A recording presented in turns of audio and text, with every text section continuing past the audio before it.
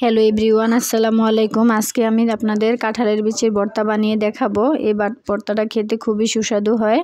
এখন আমি কিছু পরিমাণ কাঁঠালের বিচি নিয়েছি এবং বিচিগুলো আমি এখন সিলে নিব। সিলে কিছুক্ষণ ভিজিয়ে রাখবো। পানিতে ভিজিয়ে রাখলে এটা বাড়তে সুবিধা হয়, এজন্য আপনারা ভিজিয়ে রাখবেন। এখন আমি মরিচ আর লবণ পাটাতে দিয়ে দিয়েছি। পাটাতে দিয়ে কিছুক্ষণ বেটে নিব। মরিচ আর লবণ বাটা হয়ে গিয়েছে। এখন আমি কাঁঠালের বিচিগুলো একটু ছেঁচে নিব। ছেঁচে নিলে বাড়তে সুবিধা হবে, এই জন্য আমি প্রথমে ছেঁচে নিচ্ছি। ছেঁচে তারপর এখন আমি বেটে নিব। এই ভর্তাটা বানাতে একটু কষ্ট হলেও কিন্তু খেতে খুবই মজা হয়, এজন্য আপনারা চাইলে ব্লেন্ডারেও করতে পারবেন, বাট শিলপাটায় করলে ভালো হয়। সব কিছু পাটায় পিষে খেতেই মজা। ভর্তা জিনিসটা খেতে আমার কাছে খুবই ভালো লাগে। আমার বাসার সবাই ভর্তা পছন্দ করে।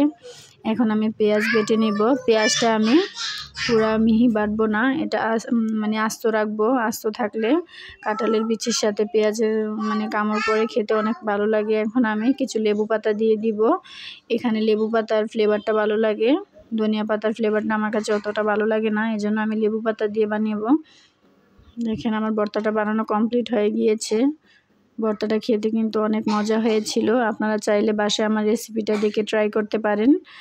সবাইকে অসংখ্য ধন্যবাদ জানিয়ে বিদায় নিলাম। আসসালামু আলাইকুম। আমার চ্যানেলের সাথে থাকার জন্য সবাইকে অসংখ্য ধন্যবাদ।